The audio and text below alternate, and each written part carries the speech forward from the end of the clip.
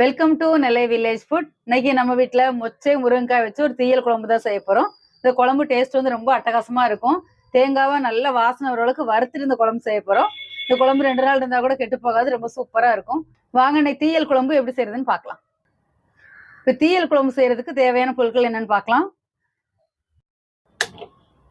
தீயல் குழம்புக்கு வந்து தேங்காவை நல்லா வறுத்துட்டு தான் நம்ம செய்ய போகிறோம். அதனால நான் தேங்காய் வறுக்கிறது ஒரு கடாய் எடுத்து வச்சிருக்கேன். தேங்காய் வறுக்கிறதுக்கு ஒரு ஸ்பூன் நல்லெண்ணெய் ஊற்றிக்கலாம். இந்த தீயல் குழம்பு நல்லெண்ணெய் செஞ்சீங்கன்னா தான் ரொம்ப நல்லா இருக்கும். இப்போ எண்ணெய் நல்லா சூடாயிருச்சு, தேங்காய் வறுத்துடலாம். நான் அரை மூடி தேங்காய் எடுத்து துருவி வச்சிருக்கிறேன். அதை இப்போ இந்த எண்ணெயில போட்டு வறுத்துடலாம்.